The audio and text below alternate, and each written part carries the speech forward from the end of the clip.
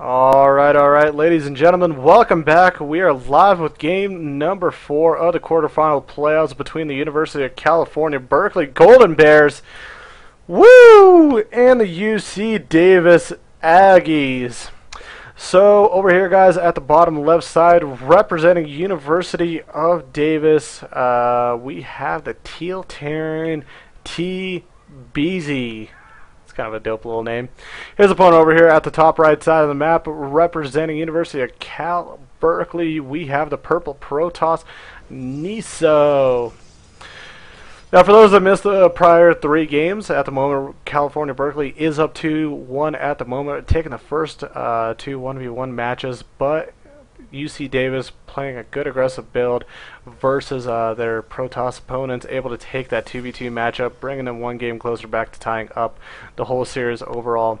Now, if in fact the UC Cal Berkeley Golden Bears do take this match, they will move on to the next round of the playoffs. They will play the University of Washington, where we know big players like Kauai and Caliber, if I'm not mistaken, play on it. So that's actually that's a big uphill battle. Like, once you get past this one, you're gonna be facing some pretty big giants. Looking at things right now, TBZ looking like he's going to be going for a 1 Rax expand at the moment. Don't see a gas taken from him, so that's what I'm going to assume he's going to do. Meanwhile, Niso, he's going to be going for most likely a 1 gate expand, just going to try to play it safe. Might in fact just go 1 gate expand, no cyber, no units out. So be an interesting decision what he decides to eventually go through with. And this is actually really interesting. Look at this. TBZ actually taking a little bit of a later gas at 15 versus taking the typical gas that we see on 13. So maybe trying to throw off his opponent in case he got in there. Not exactly sure what he's trying to do. Maybe he'll even go with a little bit of 1-1-1 play with Hellion drops at first. So we'll just have to see what he in fact does. For those that are not familiar with TBZ, he's actually the top player on the UC Davis Aggies. Overall in the season, went 7-0, undefeated. Not exactly through the full, didn't play the full season, but 7-0 through the regular season, 3-0 during the playoffs. 1-0 versus, I think it was Santa Barbara. I'm not sure. I think it might have been Santa Barbara. No. 1-0 versus whoever they played in the first round, and then 2-0 versus UCB University. Yeah, it was versus Santa Barbara too. So I think it was the University of Santa Barbara in the first round. Who is it? I need to double check. But he went 2-0, so he's 3 on the playoffs. So potential to go 4-0 right now in front of us. But yeah. What we see today actually is really interesting. This is game number 4. For those that are not aware of UC Davis, they actually have a really good player, Michael Ubut Spanishawa, for those that know him as a gamer closer rather than personal. Very strong and solid Zurich. Practically went almost nearly undefeated throughout the season. And I would say, aside to ranking, TB's being the top Spanishawa was Grandmaster throughout all these seasons. One of the top players in the league as it was. Looking at things going on for Nissan, don't have too many notes for him. Just went 2-0 and 2s in the season, 0-0 in the playoffs, so not a lot of game experience for himself.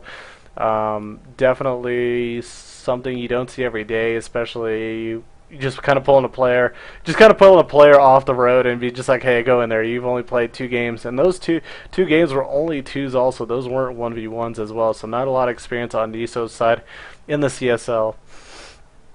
At the moment, as we look and see, TBZ is going again for a little bit of that 1 Rax expand style play, but again, he got that gas, which is very odd. It was at 15. A very odd gas timing. Might have been a little bit more to throw off his opponent. Might have been kind of pushing him back a little bit, because typically when you see a little bit of a gas timing, the Protoss player will be a little bit playing a little bit more cautious. Might not be so just all up and antsy to take the Nexus as quick as possible. We'll try to probably pop out a few units, a few sentries, a few Zelds before he actually takes that Nexus, just to be safe in case. And oh my god, look at this Niso being so sneaky. He's going to take the robotics bear right here.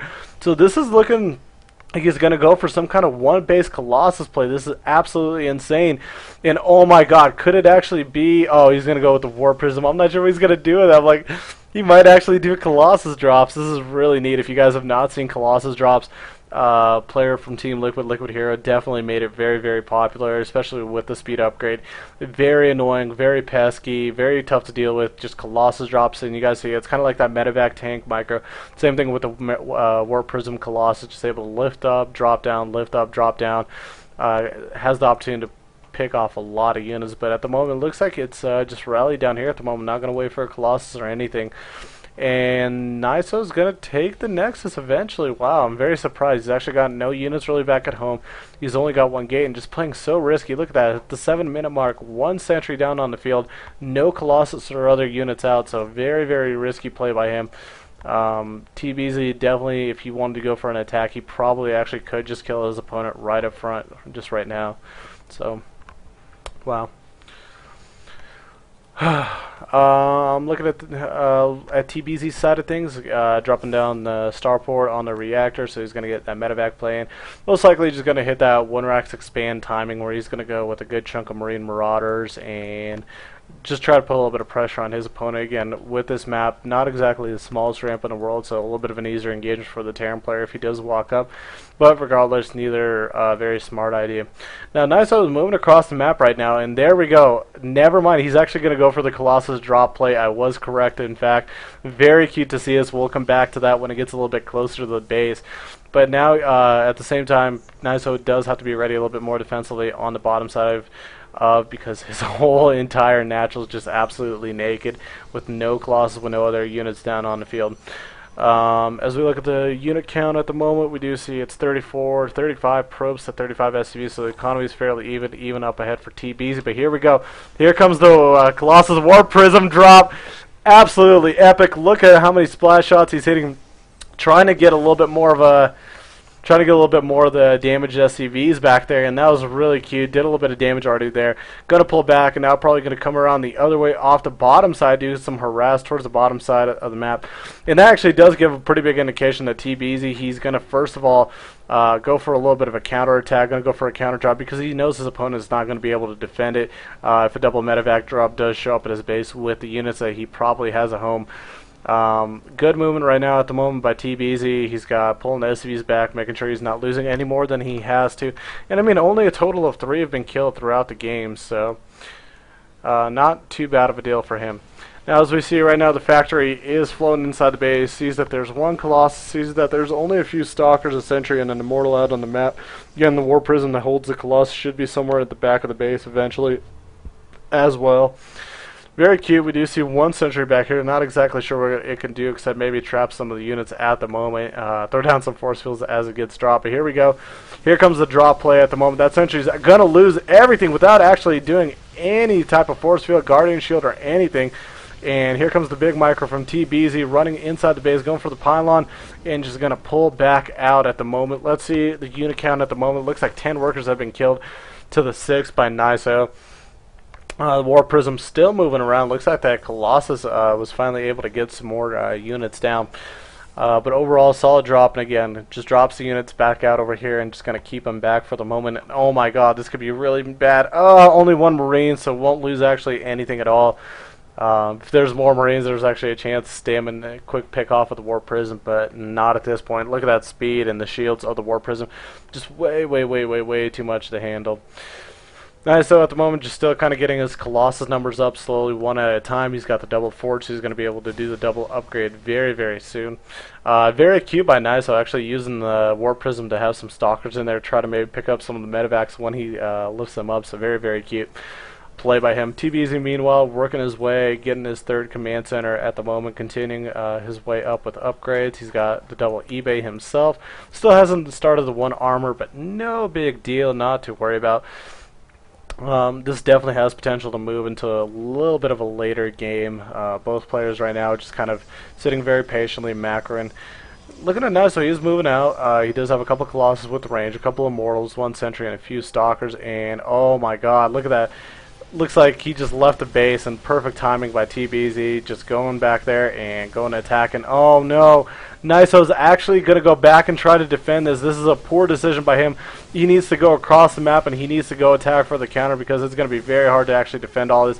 And now as we see, the Colossus are going to get focused down by the Marauders. Beautiful play. No concussive shell. That's very odd. Typically don't see that. But beautiful micro, even able to save one of the Marauders. Beautiful. Was able to save and dropped it back down to do some more damage. So no sentries are out on the field. Plus so many probes got picked off. As we look, a total of 19. My goodness. And there we go. Picks off a few more stalkers, but eventually the medevacs are all done for. And so he could just move back with these marauders and keep his main army going. At the moment, looking at the supply difference, we're looking to see 106 to 68, so a huge supply lead for TBZ as we look at the units count. 50 SCVs to 39, 41 probes. But again, there's a third orbital popping up, and he's going to be able to throw down mules, so a huge economic advantage for TBZ at the moment. As we can see, Armory is almost halfway built, and that's going to be nice because right as that finishes, the 1-1 for TBZ is going to finish up on his attack. As we look and see, still no concussive shell, just stim and shields for the Marines. But, I mean, looking at his army at the moment, this should be more than enough to be able to take down what NISO has. Only 2 mortals, 4 zealots, 3 stalkers, and 1 sentry, and this is just going to be a poor idea to move out because all the units are just going to get picked off. It is not going to be pretty. Stalkers are getting dropped outside of the War Prism, trying to micro the Immortals, but definitely a GG. And there we go, guys. 2-2, tying up the series for UC Davis, forcing an ace match versus